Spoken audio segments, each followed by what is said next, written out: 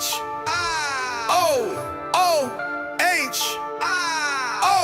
Buckeye Lounge, we run this game. Shrockstar Sean, remember the name. TG's lurking, Wolverine's fear. Scarlet and gray, make it loud and clear.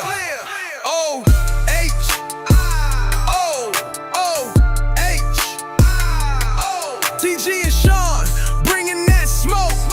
They stand in the paint, that ain't no joke. Tune in, turn up, let the show begin. The Buckeye Lounge, straight fire within.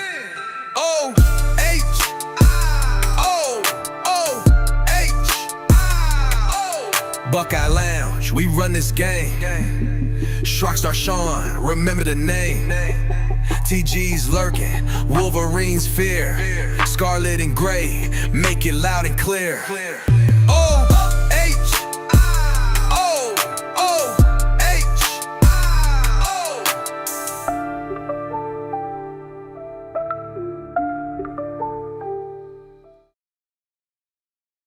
Ladies and gentlemen, boys and girls, children of Buckeye fans of all ages, the Ohio podcast probably brings you the Buckeye Lounge. Guys, tonight our guest is running behind. Something came up, so we don't know if Keith is actually going to make it tonight. We're hoping he can, but if not, we will reschedule him. Tonight we do have a great fill-in. The man, the legend, the man we call Biggie Pods, Mr. Eric Boggs, along with the Slayer herself, the Wolverine Slayer herself, TG. Yo, what up, guys?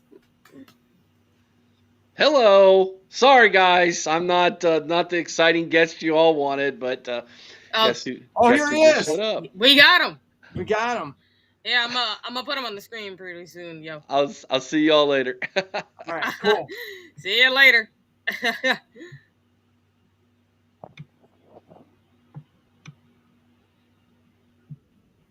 Hey, guys. Hey, Keith. Good. We're going to pop you up on the main screen here. Yeah. Just give me a second. Got it. Everybody, welcome to All-American, Mr. Keith Byars. Thank you, Keith, for coming on the show. It's such an honor to have you. Oh, my pleasure. My pleasure. You know, Von Brodnack told me I need to do the show, so I'm doing the show. Hey, I tell you what, I tell you what, I want to give a special thanks to Mr. Von Brodnack. Dude, such a great guy. And then he reached out to Keith for us and got Keith to come on the show. And by the way, I'm Sean, and that's, of course, my co-host TG, and we're just honored to have you here, buddy.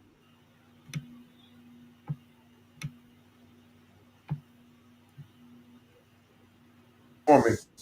You can see I'm outside my house. I'm in just a career.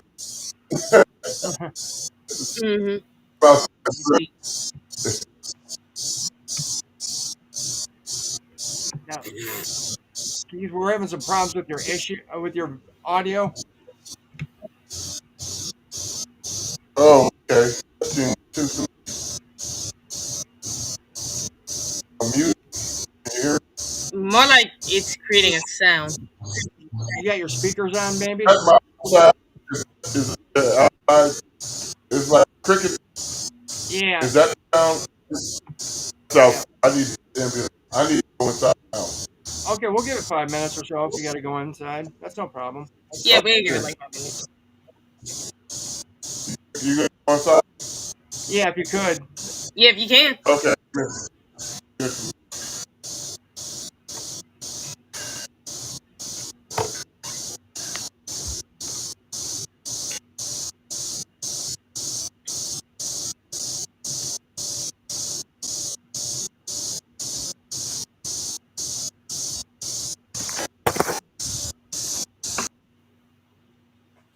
That's me right there, because I can't take that. That's better. Heck yeah. Yeah, I just couldn't do it. So that was me kind of muting his mic a little bit. He can unmute it, but it's just, I just couldn't do it. The sounds are a little too irritating. Awesome now.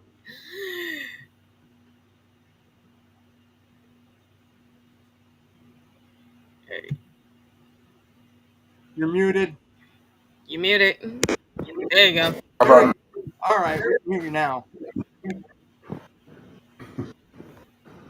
Keith, tell everybody how you became a Buckeye. how I became a guy? How about when I had signed my letter of intent? Yeah. Well, I was born a Buckeye. I don't remember not being a Buckeye. So that you know, yeah, I've been on high football my life okay. and doing formative years, and saw all of Archie Griffin's career. Saturday afternoon, watching Archie, and all win two Heisman trophies. That was inspiring to a 7-year-old kid at that time. And 10 years later, I'm a recruit, Ohio State. And one of the messages I always told when I told the youth is, believe in your dreams will come true. My dreams came true. And a lot of my sports dreams come true. And my first sports dream was, play at Ohio State University. And so with that, do that, it was come true. I got to meet Art Griffin, when I was in high school, and he was Cincinnati Bengals. I got down to Washington College when they had training camp, and had lunch with him, and so he, part of the recruiting process. Get a phone call one evening, and my sister answered the phone. She said, "Somebody on the telephone to you." And he said his name was Woody Hayes. I'm like, what? That's phone. And Woody Hayes told me the recruiting process. And, I was like, you can't rank Woody Hayes if all life you grew up hearing, Washington Star sideline, hearing it every year. So it was really good, Keith, recruit. Mr. Keith, real quick, your audio's kind of cutting in and out a little bit. Okay. Do the change applications. Getting the Like, echo? it's like it kind of cuts in and out where people can't hear you like clearly enough, and even I'm still noticing the static a little bit. You Okay. got a microphone, or are you using Speakers? Just use the microphone with let me change. Move. Okay. Yeah, go ahead.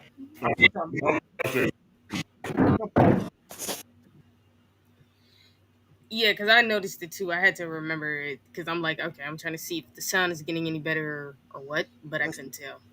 Sound got better. It's just he was cutting in and out. Yeah, that's the problem. Like the sound was getting better, but he was cutting in and out. But every now and again, you heard the what you call it.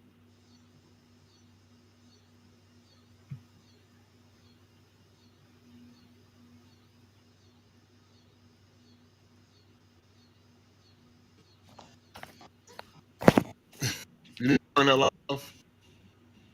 If you want to turn up a little bit louder. Test 1, 2, 3. I can hear you. Yeah, I can hear you. It's just a little cutty, but it should be fine. Earphone. I got to put my earbuds in. AirPods. Hey, You can try putting in your earpods. If you want to try try it. that, Yeah. try that. See if that works. TG, the other thing you do is have them hop out of the stream and hop back in. There might be a connection problem. Okay.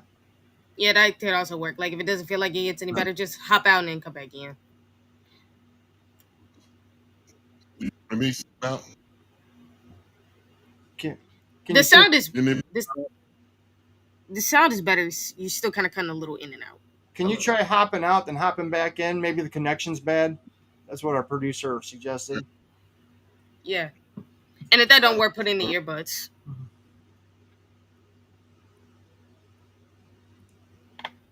Wouldn't be in Ohio. It wouldn't be the OHR podcast without some form of like technical difficulties. Always, always.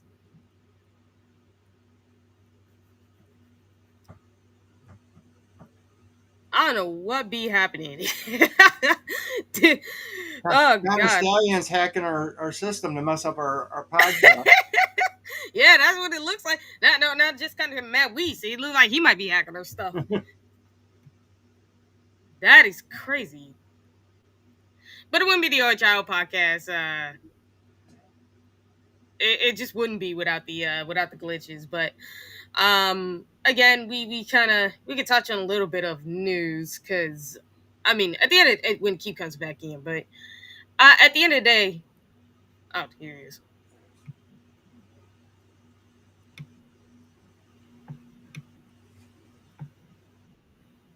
Oh, that's much better. Yes. Now we just got to get you on the main stage. Yep, there you go. Thank you, sir. No problem. So when you were at Ohio State, there was a young running back coach who was your running back coach, Mr. Jim Tressel. Tell us about that experience. It was fun playing for Coach Tressel. He came for my junior year at Ohio State, and he came and he was the quarterback coach, running back coach, and I had never seen that combination or even heard of that combination of a coach. So he was coaching the quarterbacks and running backs, and probably about 15 years ago, we were down in Florida, and Tressel, since that I was coaching high school football at the time, and he came by my office, and we was started just chatting about the old days. And Coach Tressel reminded me. He asked me a question. He said, "Keith, do you remember when I first came to Ohio State?" I said, "Yeah, I remember. You couldn't dress. You was too straight laced. We had to loosen you up." But he started. He said, "No, the first spring that I came there, I don't know if you remember, but you got a lot of reps in practice." And so after spring football was over with, Earl Bruce brought Tressel in his office, and he asked him a question. He said, "Do you know why I made you the running back coach?" And Tressel said, "No, glad glad to have this job." He said, "Well, one of the reasons why is because of Keith Byars." So Keith Byars wants to be great, and he needs a coach that's going to help make him great. And so he respects you, and he's that's why he's asking you a lot of questions and things like that. So in practice, Tressel said I was asking him a ton of questions, and so that he didn't always have the answers to. So that's why he said I got a lot of reps in practice, because when I wasn't getting a rep and letting my backups go, I was asking him questions, about football, about the play. But he said I helped make him a better run game coach, because prior to coming to Ohio State, he used to throw the ball. He was a quarterback coach and a wide receiver coach, never coached running backs. So I helped him, know the importance of the running game. And I'm like, "I was doing that, coach?" He said, "Yeah, you were." So I've always been a secret after knowledge. So I was testing Tressel every day, at practice, unbeknownst to me, because I was just, driven, to be the best that I can be. And I demanded that, from myself, and also, from my coaches. So I think when they used to call it Tressel ball, he real conservative. I think I may have had a little to do with that. Not a lot, but a little to do with that. And, putting the emphasis on the running game. And when they won their national championship, in 2002, it was led by, freshman running back, because they were, solid defense and running game and timely passing. And that's what got it done. All right. Wait, Sean. Before you do, our man Eric, who was just here, wanted to ask you: do you remember Carl Hugler? Carl Hugler. Why does that name seem familiar to me? Brilliant trainer. That's why I remember. Yeah, if I see his face, it'll come to me right away. The name is certainly familiar. Is he on the chat right now? He's Eric's best friend, the guy who actually owns the Ohio Podcast, the platform that we're on. Yeah. Right. It's Eric's best friend, and Eric wanted to know if you remembered him. I do. Shout out, Chris. Now, Keith, you are a power running back. Do you think the power back will ever make a comeback? Because you don't see it as much anymore as like you used to. I think it's back. It is back.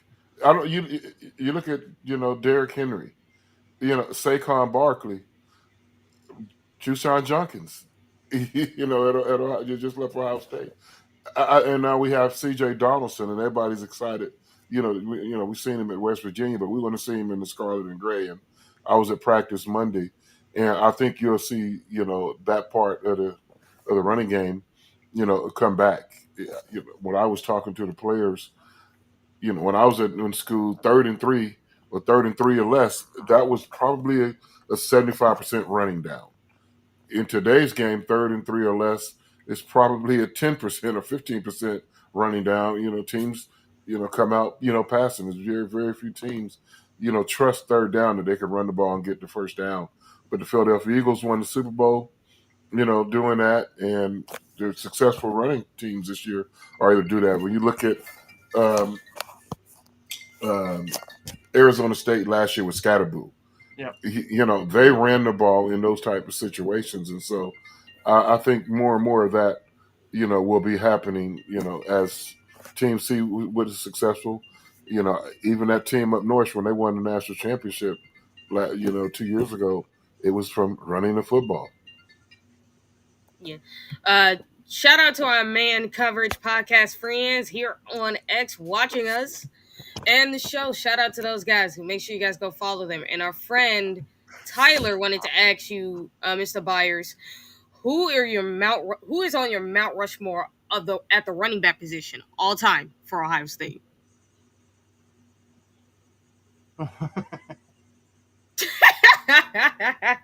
You got muted. You muted, bro. You're muted.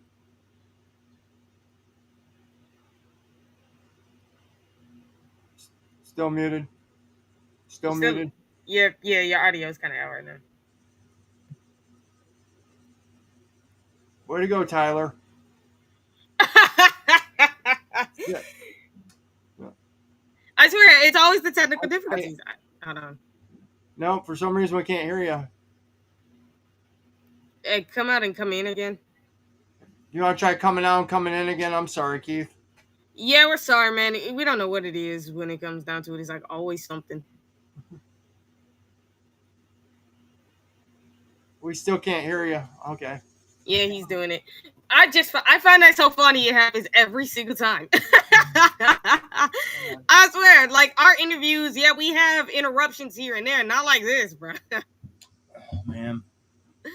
Can we go back to how it was when we actually had like no issues in the first place? I don't know. Tell me about it. Wow. I don't know if it's EV Mux or just crappy timing as far as wiring. I don't know. This is just. Yeah. It is what it is, guys. We'll try to see if he comes back on. But it's like, for some reason, it's always technical difficulties.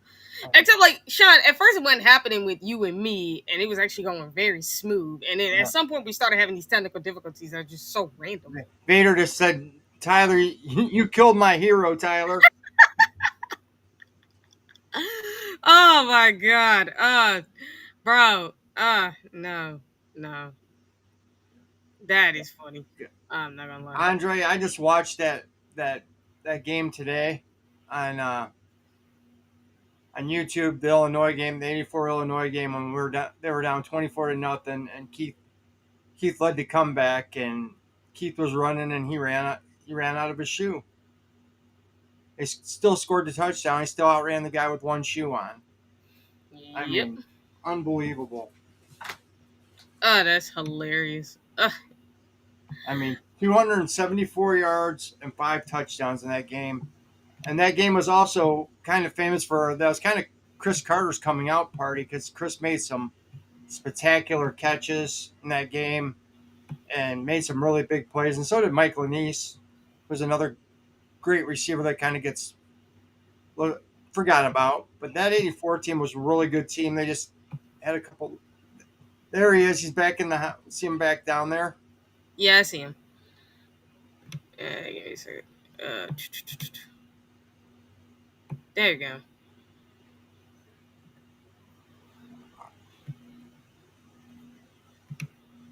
His audio is still out. Your audio is still out. I swear, is it on my side or what? I can hear you.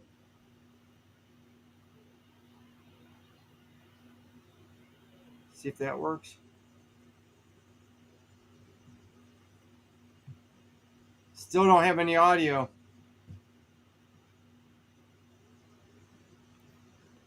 Eric, you got any ideas? Man. I swear, hold on, let me try to see if I can mess around with the audio back here. Oh my God, that is just stupid. And he was talking so well too, and his son just kills it. Like, what happened? I have no idea what.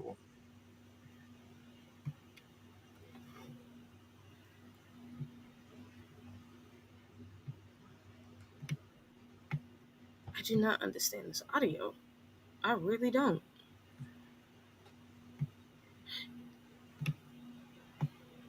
Got anything you can try? Keith put his earpods in. He put his earpods out. He came out, then he came back in.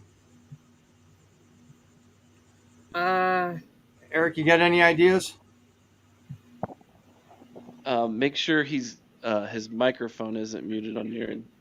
Oh, it Yeah. ain't. It ain't music. It's Nah. not muted. Hold on, Carl. You mean Keith?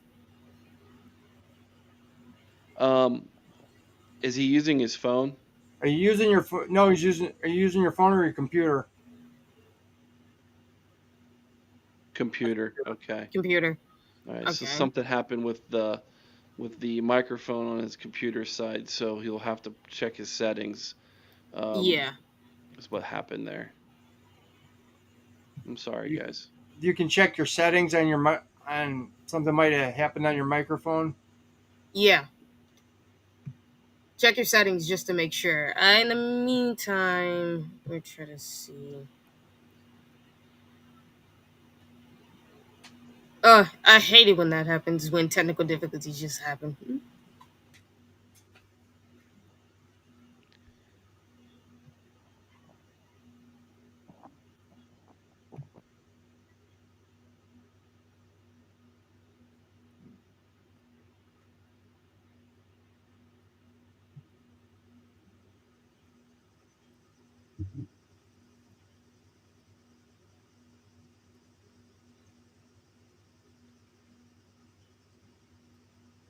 His mic is unmuted.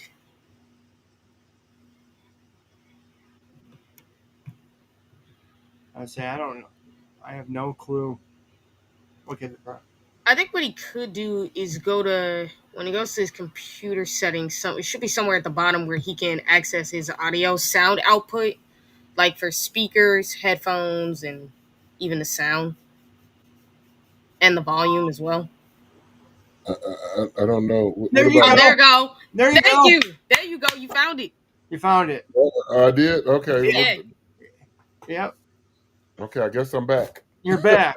All right. Yeah, you're back. It was so random. Tyler's question was, who's on your Mount Rushmore of Ohio State? Oh, Running okay. backs. I was beginning to answer that question, and I don't answer that question because I think Ohio State has 100 and how many years of football, Mm, and I think it's for me. I think I wouldn't. I take it as disrespectful okay. because you're disrespecting a lot of great players.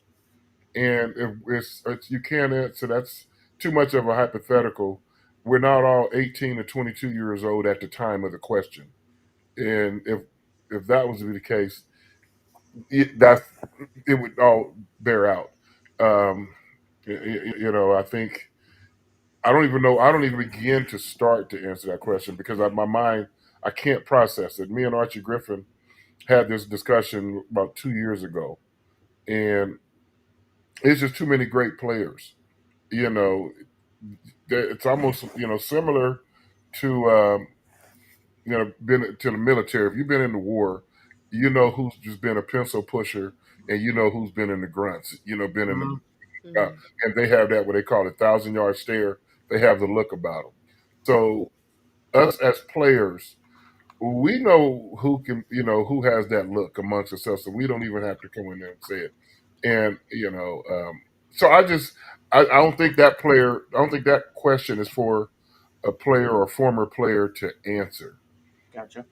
Because it's too big of a thing. Now, if you was to make it smaller and say, who do you like in this 5-year, 10-year, 15, 20-year period, then maybe you can get somewhat of an answer because you're not talking about everything. Because we have so much recency bias, it's because the last thing that somebody's seen, that's the greatest thing they've seen. Mm-hmm. Yeah. And I don't, fall into that category. I see one-handed catches on Sunday. Oh, that catcher was the best. I'm like, I've seen a lot of one-handed catchers, Me and Chris Carter used to practice one-handed catches in practice, and, try to top each other. So I've seen a ton of great catches in my career on high school, college, and pro to ever signal out, oh, this one catch. Mm-mm. No, so I'm not being difficult, No. but my overall answer is if your name is mentioned as one of the greatest running backs, wide receivers, tight ends, quarterbacks, that's all you need. That's if it's like we don't have to rank who's 1, 2, 3, or 4. If your name is mentioned, oh, we know you're one of the best to ever do it, and that's plenty enough. Plenty, because even when I was 18 years old, 17, 18, choosing to go to Ohio State, one of my goals was they have so much history at Ohio State, well before I was born. It's just that when I leave there after my 4 years, will you remember my name? Did I do something to add to the greatness of this university that's been here many years before I was even born, and it's going to be here many years after I'm gone? That's the legacy. If we're going to be talking about you, after you're gone and while you're here, that's enough. I mean, look at the great players that have played at Ohio State at running back. Les Horvath, Hopalong Cassidy. you know, they're all gone on, to the afterlife. Yet here we are, 2025, talking about those guys, and they played in the 40s, 50s, 30s. That's greatness. One of these days when I'm no longer here, I hope people are still talking about me. That guy played in the 80s, and we're still just talking about him, in the future. That says enough, for me, and that's the legacy that you want to leave when you leave after being at Ohio State for 4 years. And a lot of players have that to ever, shrink it down to 4 people at a position. No, Ohio State is too big and too great to do that, and that would be disrespectful. I appreciate the answer. Yeah, Honestly. that's a reasonable answer for sure, and it's understandable too. Because I mean, it's like, for instance, we talk about like the Mount Rushmore, like every position that is so hard to do, just because like even receiver right now, that's super hard to do. Because Yeah, I mean, talk about I mean, we got so many great lineage of receivers. Like we know Chris Carter's definitely for sure going to be on it, but then you got guys like Marvin and Jeremiah, David Boston, so many greats, and it's like Terry it's Glenn, Yeah. like, Paul yeah, like Warfield, all them. And think Paul about it too. Like Warfield. we talk about Jeremiah right now. Think about the receivers that could be coming after him too. Like how much better could they be? Could they be in the Hmm. conversation? You never know. So that's always something to always think about. It's hard to decide who's gonna be on your Mount Rushmore. For me, it's like if you're just gonna put your favorites on there, go ahead. But you I'm all about your favorites. Mhm. I don't mind your favorites. That's fine. And just to take it another step, I know we're talking about college football, but when I get similar questions when they talk about professional football, you know, like who's the GOAT? And I was like, the GOAT of what? Well, who's the greatest football player of all played? I'm like, what are you talking? Come on, it's got to be Tom Brady. He has 6 Super Bowl rings, 7 Super Bowl rings. seven. Those are team awards. Mhm. Those are team. So in football, for me, there are no GOATs at any position except two. And I've said, and that's outside linebacker, not middle linebacker, just outside linebacker and defensive end. And that's Reggie White at defensive end and Lawrence Taylor at outside linebacker. We just lost your audio again. And I was just about to ask Lisa's question too, because it cuts out as soon as you start going on that rant. For the Did you bump gods, can you something? for the football gods, can you please like just keep this man's audio running? Oh, hey, Tyler said it best. Am I back? Now you're Well, there back. you go. Yes. There you go. Lisa was about to Okay. ask. Lisa was about to ask when is your when were you at Ohio State? When they were good, which Yeah. is all the time. I think I think she means what oh, like what year did you come into Ohio 82 to State? 85. Yeah. 1982 to before she was born, if she asked that question. Yeah. Hey, look, I would have asked the same question because you were way before I was born for sure. And Mika asked, "What Okay. is your now?" Mika's question does tie in the question I was going to ask, which is, "What was it like playing for Earl Bruce, and what is your favorite memories of him?" Oh my gosh, I got too many memories of Earl Bruce. You know, wow, my favorite memory of Earl Bruce. I don't. Well, it's a lot, but this I'll tell you one, and it doesn't even involve me. Okay. You know, when we were practicing one day and was working on 2 minute drill, and you know you got to offense, you get the ball, you get as much as you can and get out of bounds because you got to conserve time. And when I was there as a tight end, it was my sophomore year, we had a tight end by the name of John Frank, one of the baddest, greatest tight ends ever played at Ohio State. And he was a pre-med major. He went on to become a doctor. So he's real smart, you know, Rhodes Scholar and all that stuff, you know, academic All-American. So John catches a pass, and instead of by the sideline, instead of stepping out of bounds, John turned it up and tried to get a few more yards and then tried to get out of bounds. He didn't make it, and he got tackled, you know, in practice before he got out of bounds. And Earl Bruce was on his whistle and started blowing his whistle. He run across the field, and he just yells out, "Dumb, dumb, dumb! That is a smart guy acting dumb." John, I was just busted out laughing because he's a real doctor, smart. You know, that's a smart guy acting dumb. John, you know, you must get out of bounds. And you know, whenever I just think of that, it's one of my favorite Earl Bruce memories. Um, He was something else. oh, by the way, Lisa said she was born in '85, so she missed the glory days of your of you. That's okay. Lisa. I'm okay. I'd like to talk about one season though, Keith, and you had one heck of a season. That was the 1984 season. And there's a couple of us Buckeye fans who still think that you got robbed of the Heisman Trophy that year because Doug Flutie made one gigantic, pass play to beat Miami. But that year was just so special. And that Illinois game, man, 274 yards and 5 touchdowns. And you guys were down 24-0, and you guys came back and won. What? That was just an amazing season to watch. Can you give us maybe some memories about that? We just lost your audio again. It's getting to a point where the audio is starting to get stupid. I don't know what it is. I think it's just one of them randoms because I remember back when I was on the Buckeye Boys channel. For some reason my audio was so bad. I don't know what the audio's. What's good? Your audio's out again, buddy. Let me see something. What is that? Is the weirdest thing. Never had a connection problem like this before. With the microphone, not at all. Yeah. What if there's something on his settings on his computer that's bad? I don't know.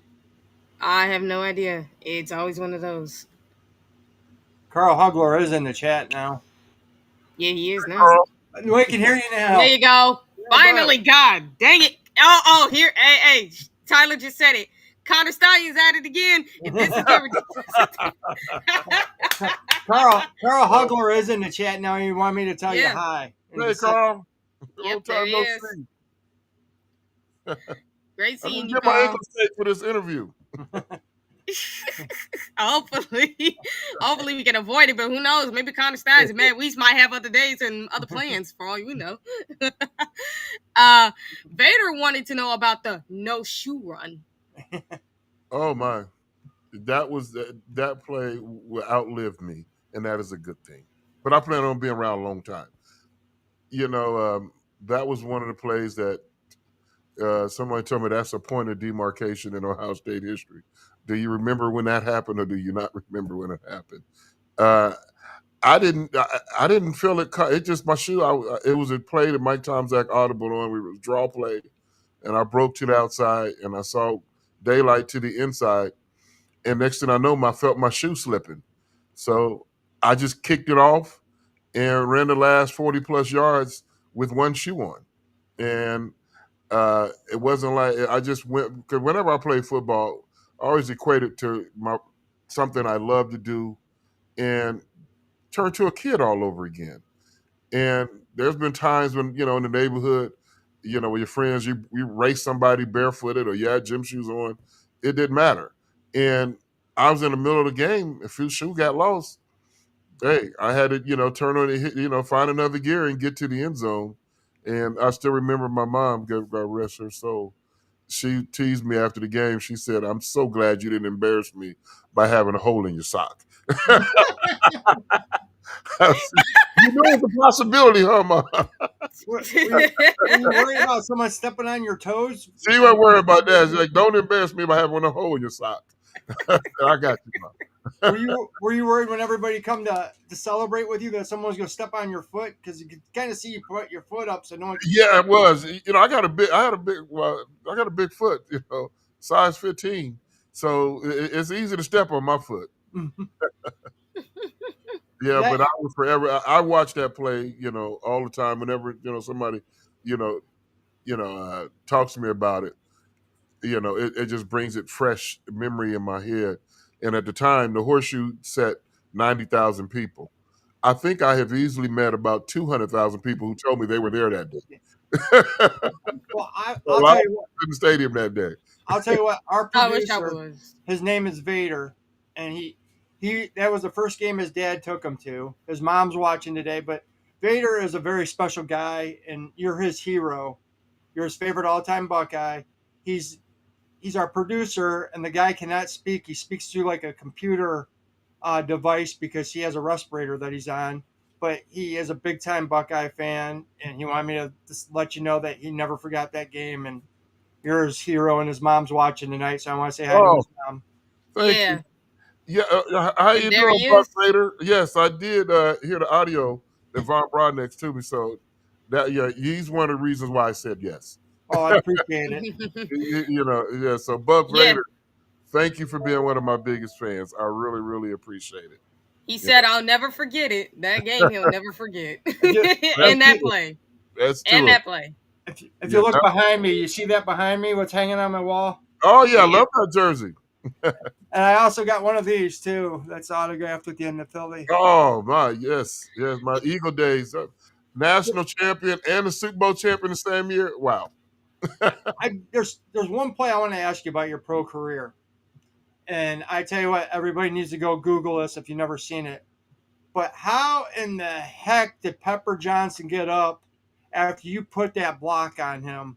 That had to be one of the most vicious blocks.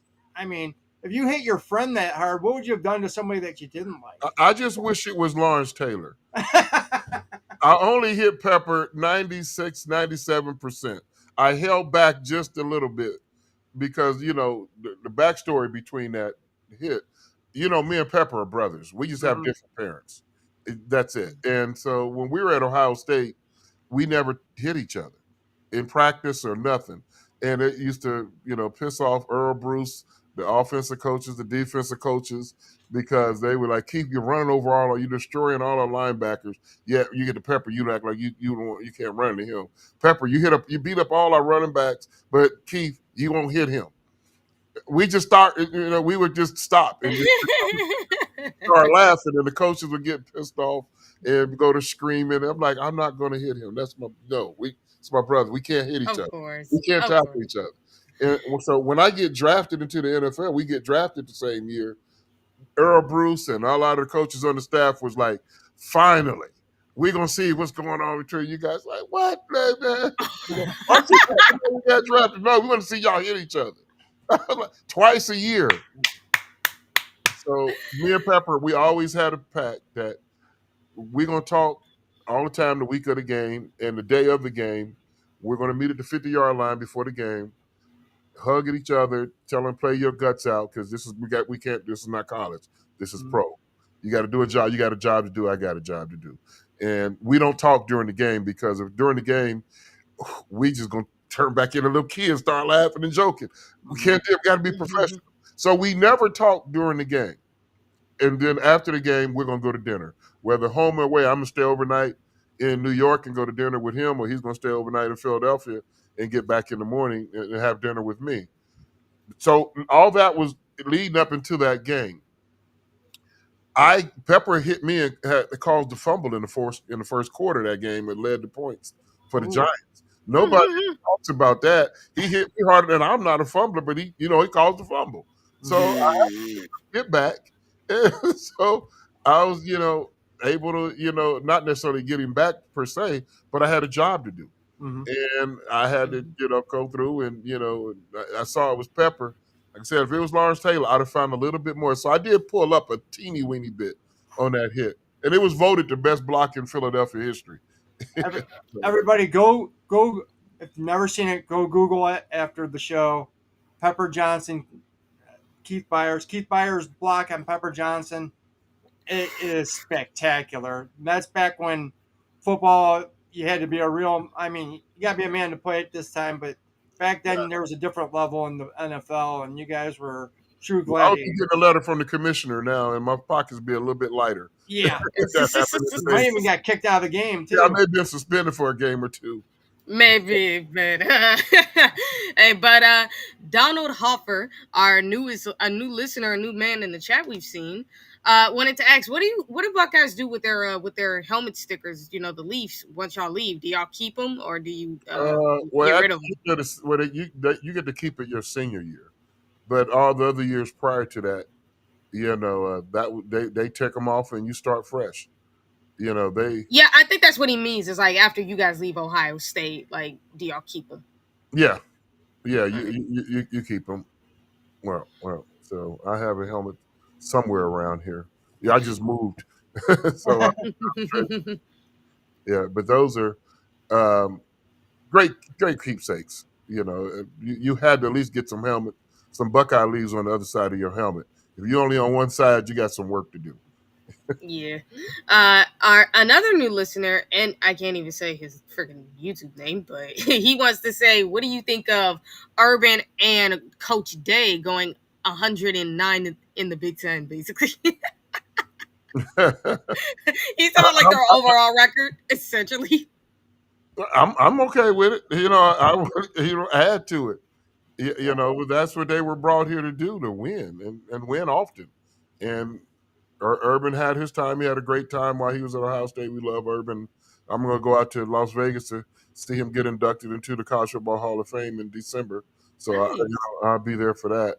And Ryan Day, he's still, in coaching terms, still young into his career. But I think when it's all said and done, he'll be in the College Football Hall of Fame, as well. And only blemish on his resume thus far, which he got time to clean it up, is Ryan Day's got to beat Michigan more than Michigan beats you. So, and he knows that. Well, he's 1 for 1. Eventually, he's got to start going. You got to go. You got to go beating him down. But oh, it's funny. Vader basically said he actually met Pepper Johnson. Oh, he did. Okay, I'll let Pepper know that we talked. I talked to Pepper probably a couple hours ago. Believe it or not, Oh, that's we, cool. we talk all the time.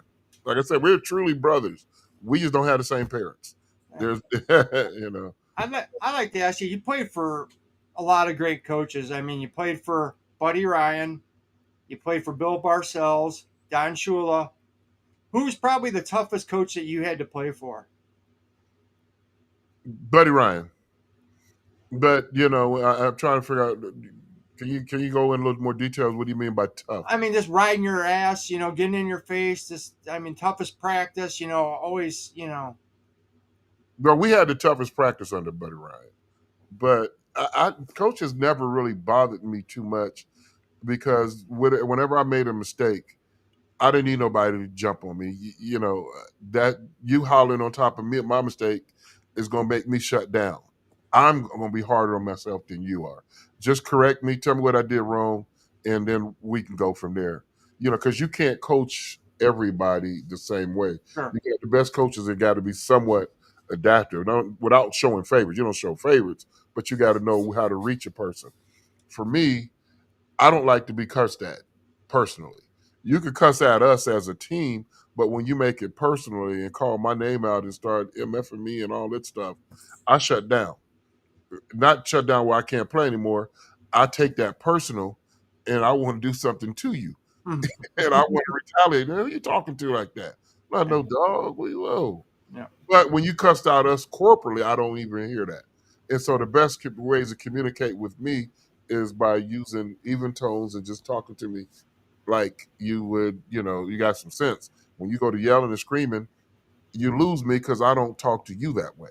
Gotcha. So I like what I give. If I give it something to you, I expect that back in return. So I'm going to be respectful to you. You need to be respectful to me. And I've had some other coaches who, we had to eventually come to some kind of thing. And I'm like, you can't talk to me that way.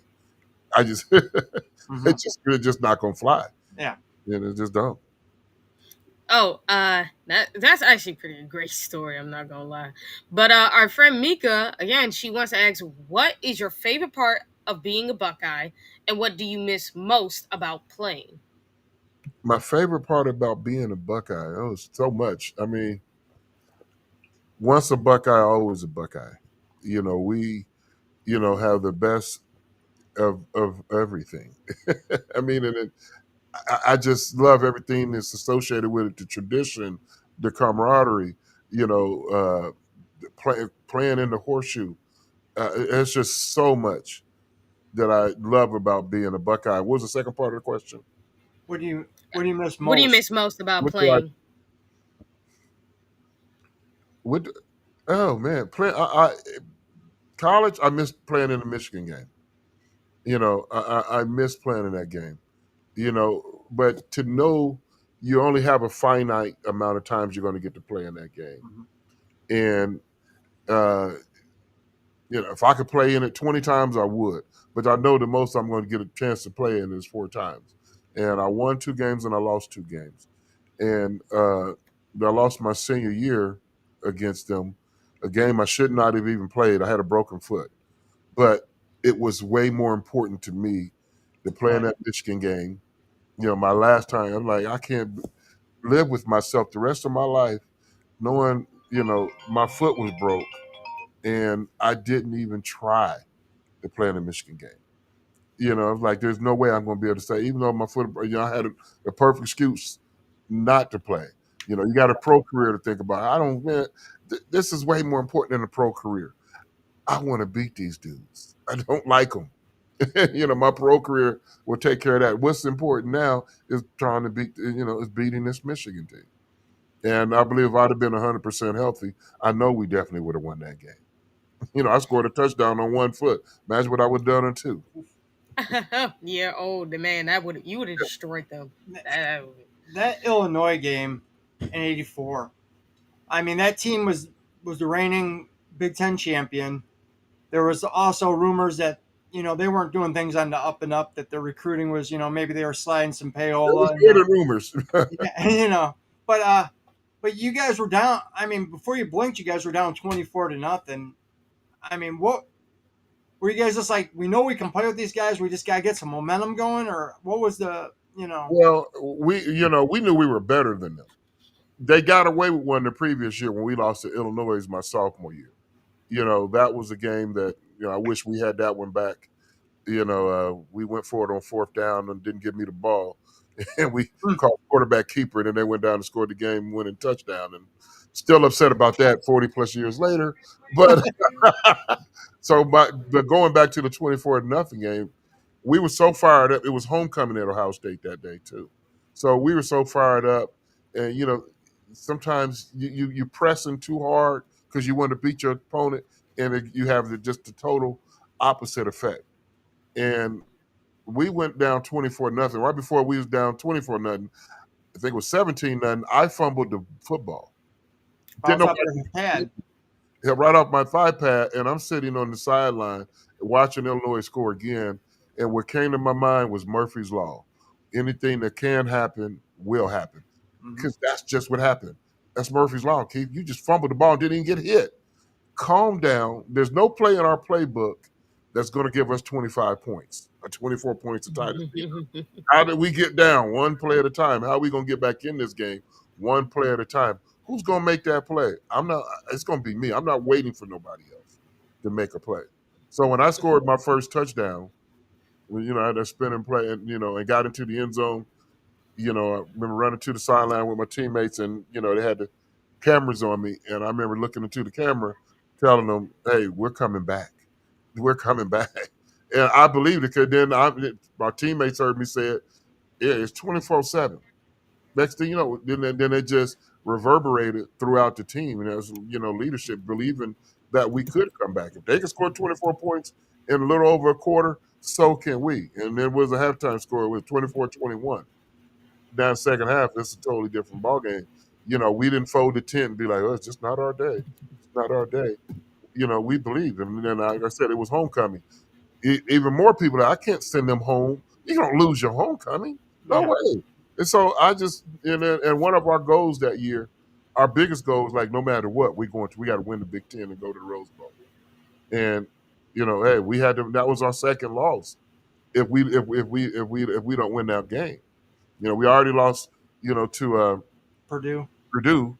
We can't lose again. And unfortunately, we did lose again. But still, we we reached our goal that year was the outright Big Ten champions, and that doesn't happen too often. It happens more often now because you got the Big Ten championship. But prior to the Big Ten championship, it was hard to win a Big Ten outright because of scheduling and other factors. But we were an outright Big Ten champion that year. That's amazing. Well, first, welcome up to another new person in the chat. Level Up Sports 10. Welcome to the chat, brother. Thank you, guys. And yeah, thanks for coming in, man. And our friend Tyler had a question for you, saying, "What lessons would you give to the young men on the current team?" Well, it's the same ones that I got when I was there. Football is the greatest team sport there is. There is no individual success without your teammate. And whatever you do it together. Yes, one or two people are going to get a lot of headlines, but no, it's always about the team.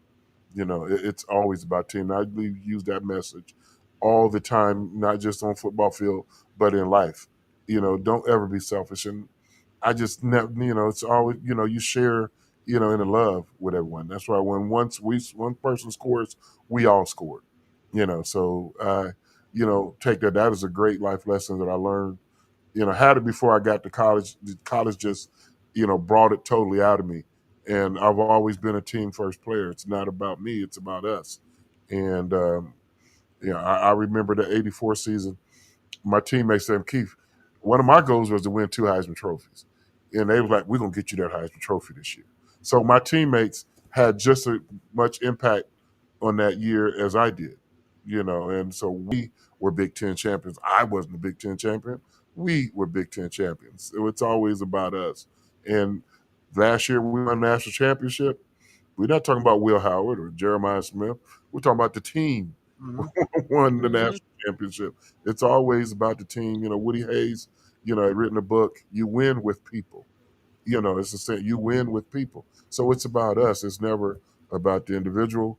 That's why other colleges and around the country don't like Ohio State because they're not us. We have the best of everything. It's one big brotherhood under football in the locker room. The best fan base. Like Ohio State doesn't really have away games. Even when they're on the road, they're still feel at home. It's Buckeyes there everywhere. Tell you one quick story. We were after my career was over with, at Ohio State, played in the, you got a chance to go to Senior Bowl, the East West Shrine Bowl, and they also go to Hula Bowl and play in Hawaii. But there was also the Japan Bowl for seniors. So I said, I want to go. I can get to Hawaii quicker than I can Japan, so I'm going to the Japan Bowl. So I'm in the Japan Bowl. Bo Jackson was at the Japan Bowl. A whole bunch of us from other schools were at the Japan Bowl. And it used to be Earl Bruce had a Japanese friend of his would spend 2 weeks out of his vacation a year and come over and just watch Ohio State practice. He was a friend of Earl Bruce's and would just always come and watch practice.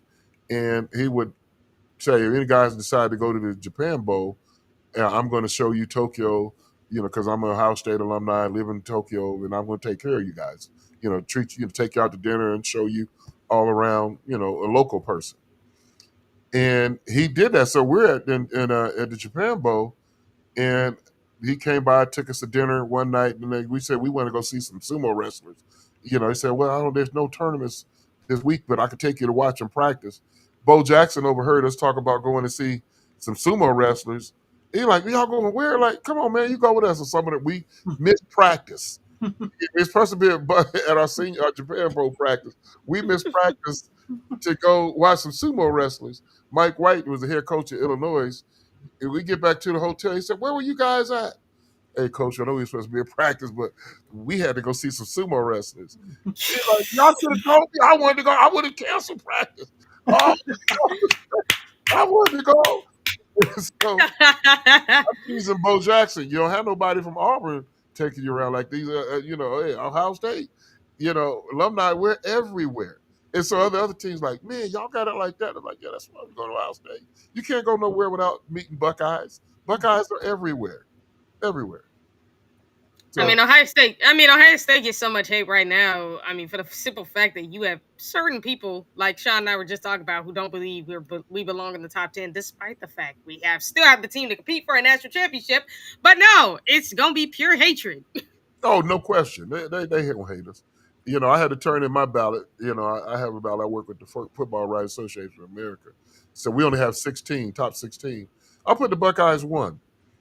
Yeah, I was like, they're number 1. What have they done not to be national champion? They haven't played no games, so they're going to be 1. I got Notre Dame 2, and I put Penn State 3, and who was the 4th team? Texas, Was it maybe? Texas? Texas was 4. Because those 4 teams were in the semifinal. Mm-hmm. So, and then I got a little funny after that, but that's what I believe. So Texas is a real good football team. Yes, they are. They're Yeah. good. Some I people. heard they got some problems on the offensive line right now. Well, they had some problems on the offensive line last game they played. Yeah, no, I know what I'm talking about, but I'm talking about like their offensive line's really getting like destroyed right now, and I'm like, brother, y'all had problems last year, and we had problems all year, and somehow still managed to dominate on the offensive line. I know. Yeah. So I can't wait. That game will a little over 2 weeks. I'm fired up. I can't wait for that one. Yeah. Yeah. I wanted to mention something a little about your pro career. You had 6 touchdown passes. 6 for 6. That's crazy, man. That's ridiculous. Then you were the 6 second completions, leading, 6 touchdowns. second most receptions by a fullback. Now you played Actually, I fullback. was number 1 when I retired. I was at all running backs. I was number 1. Now there's one game that I really want to ask you about because it's one of the craziest games ever in NFL history. Was the Fog Bowl. Yeah. Did they even consider postponing it because of you couldn't see nothing. What was that like being in that game? It was surreal. And that, on the business side, that's when I found out TV was bigger than the game of football because that game was at 12 o'clock Eastern, 11 o'clock local. And that was the first playoff game that day, that Saturday. The next playoff game was that afternoon, I think, at 3:30 or 4. Mm-hmm. And they can't have 2 football playoff games on at the same time. That was one of the reasons why they did not delay it. And instead of like, what's more important? Television is more important than the game? Because I'm talking to the referee, and he said, as long as we can see the goalpost, we're not, postponing the game. I could only see my tackles, and I'm standing 5 yards away in the backfield. I can't even see the tight end or the wide receivers. And how can you see the goalpost, a white goalpost in a white fog? Yeah. You can't see it unless you're right there. So they forced us to, to play that game, and I believe, I go to my grave, believe we'd have won the Super Bowl if we could have, played that game. If we would have, delayed that game because we would have beat San Francisco that year in the Super Bowl.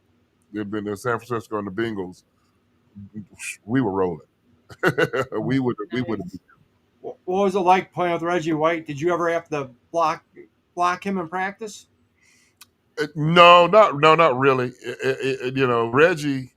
I'll try to get through this without shedding a tear because he's another one of my brothers. I think about Reggie White every day. That's how good of friends we were. I used to tease him when I visited University of Tennessee. Met Reggie White briefly. He was on his way to Bible study, and I said, "Man, you blew me off. You jumped in the car. Hey, nice to meet you." I said, "You didn't spend no time here. Maybe I'd have went to Tennessee." Not really, but I used to always needle him, about that. And Reggie was, one of those special, teammates, that you have, and our relationship went, beyond the locker room. I played in Philadelphia.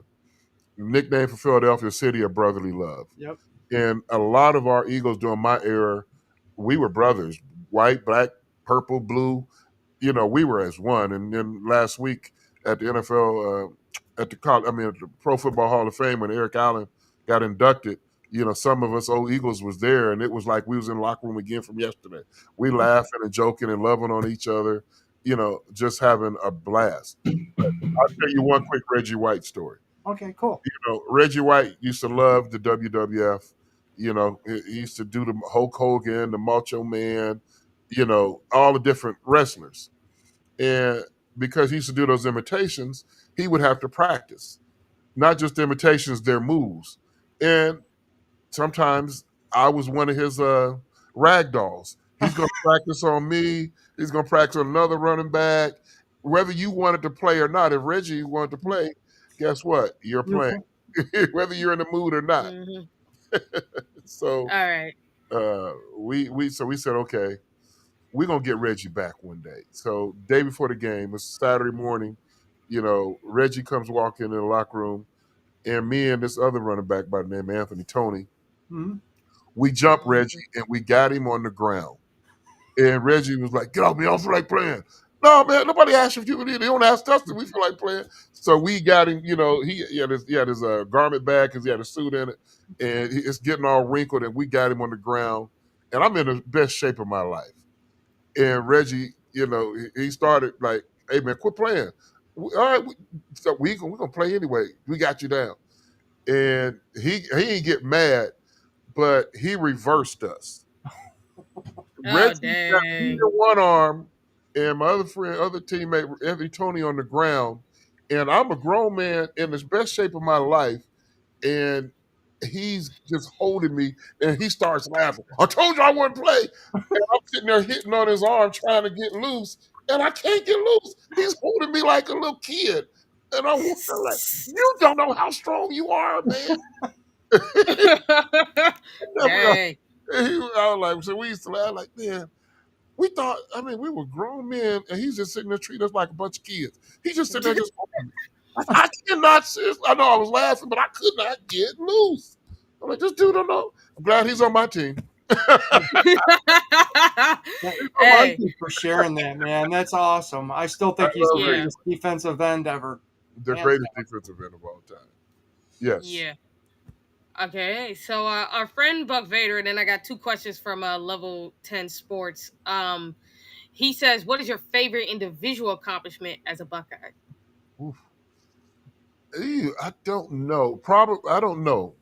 But I'll say this, one that hasn't been duplicated since. When I was the last person at Ohio State to lead the nation in rushing, lead the nation in all-purpose yards, and lead the nation in touchdowns. And that alone should have brought me the Heisman Trophy. Exactly. It should have. In all fairness. Nobody has done that since. So that's an accomplishment, that I think about.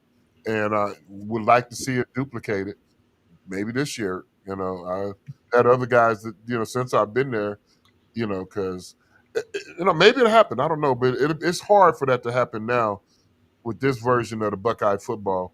They throw the ball a lot more than they did when I played. And so it'll be hard for a running back to do that. Not impossible. I thought Ezekiel Elliott was good enough to do it. Yep. Travion Henderson or Quishan Johnson, if they would have been the sole running back, they would have had an opportunity to do it. But, so individually, that's something I'm proud of. That's one heck of an accomplishment, man. Yeah, it really is. Well, in today's day and age, you can't be like a bulldozing running back. Like, you can't be the bull. Like, you have to have two backs. You have to have two backs at this point. You can still do it one. Yeah, but because these guys want their NFL careers, and now NFL teams are really taking into account how much carries you have as to whether or not they'll draft you. Because it's like, how much tire you got matters at this point. Yeah, but I know what you're saying, but that's all marketing. That's the way they can keep the NFL players' salary low at the running back position. They don't say about how many throws does a quarterback arm has. That rotator cuff, they don't say about how many throws he has. That's a good point. Yes, man. That rotator cuff can go too. He throws a lot in practice, throws a lot in the game, but now you're gonna running back. How much hits a running back take? No, pay me my money. Yeah, I think that's the Good biggest point. one. How many hits, especially because in today's day and age, like the rules are designed to protect the wide receivers and the quarterbacks, not the running backs. Like you can get hit any kind of way. I know, but I've played 13 years. Hit a lot. Hey, So hey, man. I guess some guys ain't got the bodies to handle that yeah, but nowadays. it's the I guess. mentality too. They don't hit in practice. They don't do that, and so it's a kinder, gentler league than when we played college and pro. There is something I want to ask you about. I touched with it a little bit with Vaughn, but I saw you on a Cleveland podcast, and Dennis Hopson and Brad Sellers was on that podcast, and they were talking about how you and a couple of football players challenged the basketball players at Ohio State to a game, And beat them. basketball game, and the whole gym was packed. That you got up in the cafeteria and you were telling everybody to come down and watch, and you took it to those boys. Yeah, Brad Sellers did it. He's 7 foot. He don't need to stand in those chairs, but he did anyway. He thought they was going to embarrass us. They thought they was going to whip us. It's like, no, Brad, you guys play basketball. You're basketball players. We're athletes. We can play your sport. You can't play our sport. Yeah, fair. So we had to remind them that day, that we can ball out too. Yes, indeed. Shame there's no video of that. That'd be awesome to put on YouTube if there was. I would have loved us to have that on video. Yeah, we Who knows? beat them Maybe 50 somebody to find it. 44. What There's was not your, even cameras. in your prime? What was your vertical? Because man, for as big as you are or you were, how high you could jump over the line. I mean, you were special, man. I mean, I just wheeled myself. My vertical wasn't that good. I was just, I just wanted to jump high enough to dunk a basketball. So that's how high, I could jump high enough to dunk a basketball, high enough to go over the top like Walter Payton. When I was in Philadelphia, I used to tease Charles Barkley all the time.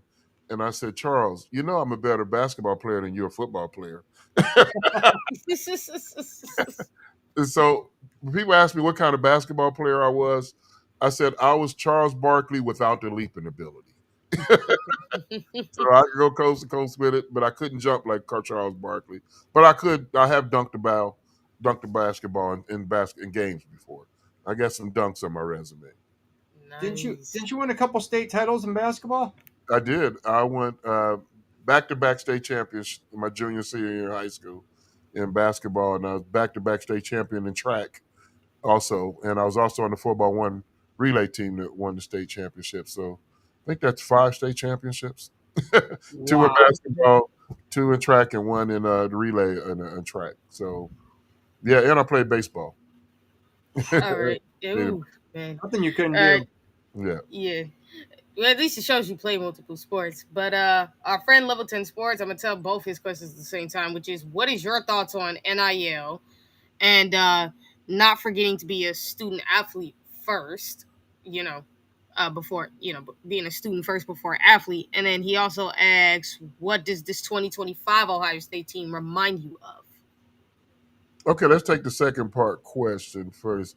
This 25 team, they don't remind me of anybody yet because they haven't played. So they have to have their own identity because you got some guys on there who have won a national championship. You have some guys on there who have won no national championships. Who are the 2025 version of the Buckeyes? No matter, every year you have to answer that question. Like I always put it like during the off season, you set your goals. During the season, you accomplish your goals. So they've been talking about what they want to do.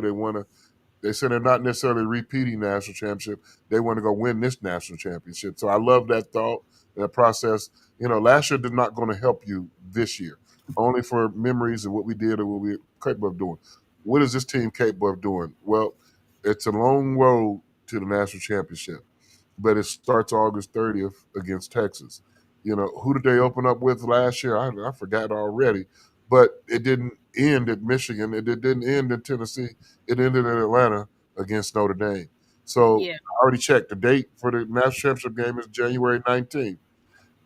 We take the first step August 30th. Will we accomplish our goal and get there? January 19th in Miami. Oh, I can't wait. I'm already making reservations. But By the way, last year they started their beginning actually open with Akron. with Akron, okay, a lot bigger opponent this year than Akron. Yeah. The first part of that question, NIL.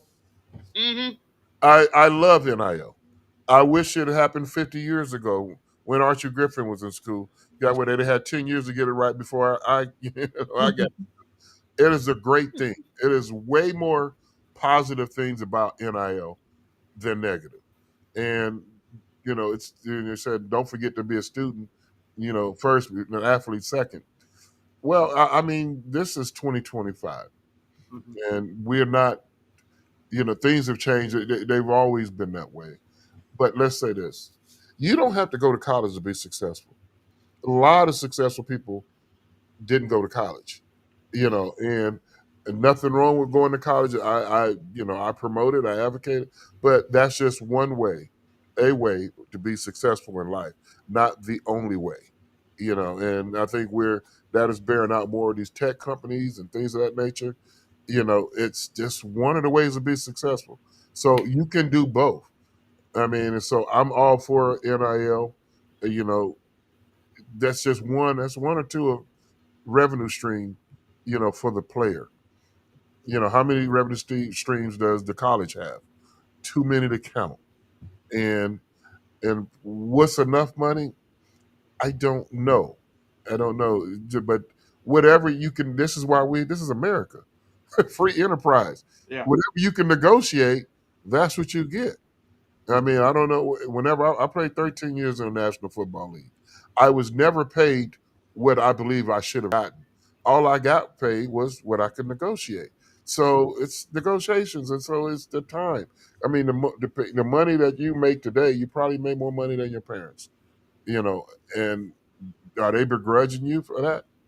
At this age, whatever. I mean, if you can leave high school at 18, 19 years old and be able to, you know, take, be set up for success in the future. Isn't that one of the reasons why you went to college? Most people go to colleges to get a better job and be able to make more money. So if you can do that while you're in school, I have no problem with that. And you get what you negotiate. I mean, I don't know how many people are worth the money. That's a subjective term. You're not worth this. Who's to say worth? Who determines what worth is? So I'm okay with the players, being able to get paid. It should have happened a long time ago. A long, long, long time ago. Especially with what you guys put your bodies through for the fans and for the entertainment, and you guys deserve what they get. I mean, you put in. How many hours does a football athlete put in a week? A lot. A lot. It's not like they show up at practice for an hour or two and then see you tomorrow. No. It's a lot. It's a lot. So it's a compensation along with it. I am all for it. It should happen, and I'm glad it's happening now. Wish it happened 50 years ago. I really believe it wasn't like 40 years ago, 50 years ago when we were in school. We was like, no, we don't deserve any money. Yeah. What? I mean, what college student? Doesn't want to slice a pizza at 10 o'clock at night after doing some studying?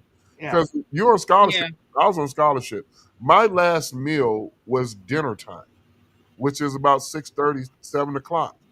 And I still got to go to study hall and study and stay up. If I want to slice a pizza, where does that money come from? We all don't come from the same background. One of the reasons why Pepper Johnson and I are so close, like brothers do, we share everything. If I had a care package coming from home, he had a care package. It's just both of us. If I got $5, he's got $10. We have $15. Let's order a pizza. Eat, it's not like I'm gonna eat in front of you. We did we shared everything, like you're supposed to. And now, what about the parents? I was talking to one of my teammates at Ohio State. He's from Miami.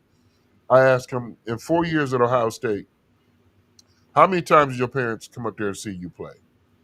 He said 5 times in 4 years. Not because they didn't want to come. They couldn't afford it. couldn't afford it. And so now that the player that's in school, his family, no matter where he's from, he can come. They can go home and away. If they got enough money to be able to facilitate that, let that be their option whether or not they come or go, not financially wise. Now, look at if we didn't have NIL, and Ohio State played in 4 bowl games last year. How many? And a lot of some of those games was back-to-back weeks. How many people got that much time off their job if you're a parent to take off to go see your son? Where they first game was at Ohio State, second game was in California, third game was in Dallas, last game was in Atlanta. Those are consecutive weeks. That's real expensive.